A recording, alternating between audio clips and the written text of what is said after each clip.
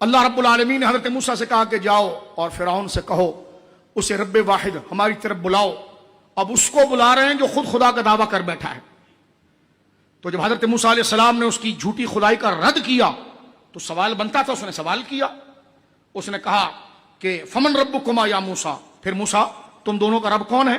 اب ایسی تعریف یہاں پر آنی چاہیے جس میں کوئی دوسرا شریک نہ ہو. اگر ایسی بات کر دی جائے جس میں تھوڑا جھول ہو تو فرعون کا یہ تو میں بھی کر سکتا ہوں, اور قیامت تک کوئی طاقتور بادشاہ طاقتور شخص بھی کہتا ہے میں بھی کر سکتا ہوں. یہاں جو حضرت موسیٰ نے اللہ کی تعریف کا مقدمہ باندھا ہے نا, تو دل سے آواز نکلتی ہے سبحان اللہ. حضرت موسیٰ سے پوچھا قال فمن ربکما یا موسیٰ, فرعون نے کہا پھر تم دونوں کا رب کون ہے اے موسیٰ؟ حضرت موسیٰ کہتے ہیں قال ربنا الذی اعطى كل شیء خلقہ ثم ہدی. موسیٰ علیہ السلام نے فرمایا ہمارا رب وہ ہے جس نے عطا کی ہر چیز کو موزوں صورت یعنی بیلنس صورت اللہ نے دی, پھر مقصد تخلیق کی ہر چیز کی اسے رہنمائی کر دی. کیا بات کی. فرما تمہارا رب کون ہے؟ فرما میرا رب وہ ہے جس نے ہر چیز کو بیلنس بنایا اور اس کا کھانا پینا زندگی اس کا شعور اسے بتا دیا. یہ حضرت موسیٰ علیہ السلام تعریف کر رہے ہیں. اب اس پر دیکھیں امام غزالی نے جو تقریر کی ہے وہ میں آپ کی خدمت میں عرض کرتا ہوں. جب فرعون نے یہ کہا کہ تم دونوں کا رب کون ہے, تو حضرت موسیٰ علیہ السلام نے نہ صرف یہ بتایا کہ ہمارا رب اللہ ہے, بلکہ اس پر ایک سادہ اور پر مغز دلیل بھی قائم کی کہ ہمارا رب وہ ہے جس نے ہر اس چیز کو پیدا کیا پھر اسے ہدایت دی. ہدایت دینے سے مراد اس کی زندگی کے مقصد کو سمجھایا. یعنی اللہ تعالیٰ نے ہر چیز کو اس کی مخصوص ساخت پر پیدا کیا اور ہر چیز میں یہ شعور اور ہدایت رکھ دی کہ وہ کس طریقے سے اپنا رزق تلاش کرے, کس طریقے سے اپنے گھونسلے اور ٹھکانے بنائے. آپ جنگل کے درختوں کو دیکھیں, اس میں پرندے کس طرح ایک تن کا اکٹھا کر کے اپنی منزل در منزل گھر بنا لیتے ہیں. پھر بعض پرندے دانا چک کر لا کر اپنے رزق کا سامان کرتے ہیں, اور بعض پرندے شکار کر کے اپنا رزق پاتے ہیں. پھر اللہ تعالیٰ نے ان کو ہدایت دی ہے کہ وہ اپنی نسل بڑھانے اور بچوں کو پالنے کے لیے کیا کارروائی کرتے ہیں, کس طرح ان کو دودھ پلاتے ہوئے نشنما کرتے ہیں, ان کو دانا کس طرح چگاتے ہیں.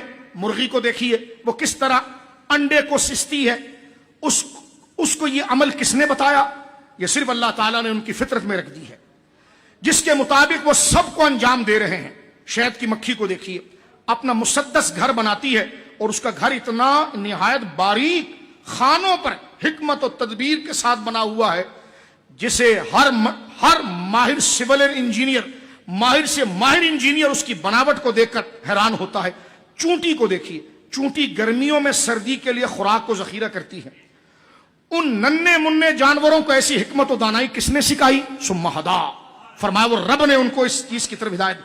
تمام دنیا کے ہر قسم, اب سنیے, تمام دنیا کے ہر قسم کے جانوروں کو دیکھو, زمین پر رینگنے والے کیڑوں کو, درندوں کو, چرندوں کو, فضا میں اڑنے والے پرندوں کو, پانی کے جانوروں کو, ان سب کو اپنی اپنی زندگی گزارنے کے طریقے فطرت ہدایت کس نے دی ہے؟ کس نے ان کو کلاس دی کہ تمہاری خوراک کہاں؟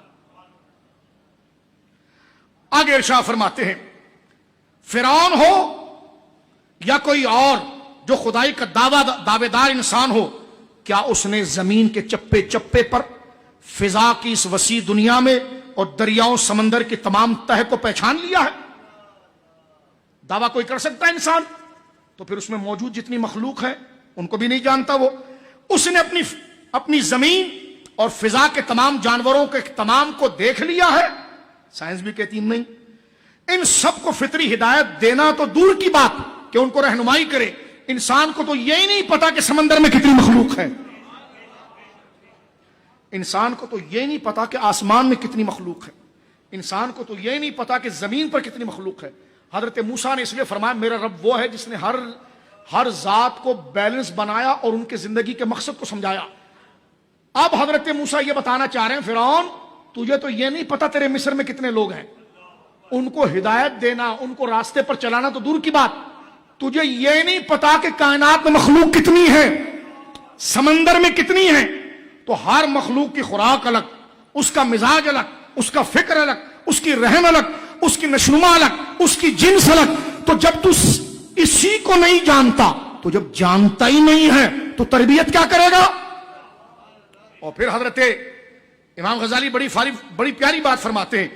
دیکھو اللہ کے سوا کوئی اور ہے جس نے یہ دعویٰ کیا ہے کہ اس نے تمام جانوروں کے اندر اپنی زندگی گزارنے کی صلاحیت رکھی ہے؟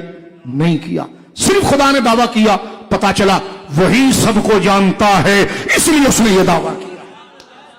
اس کے سامنے بالکل بولتی بند ہو گئی فرعون.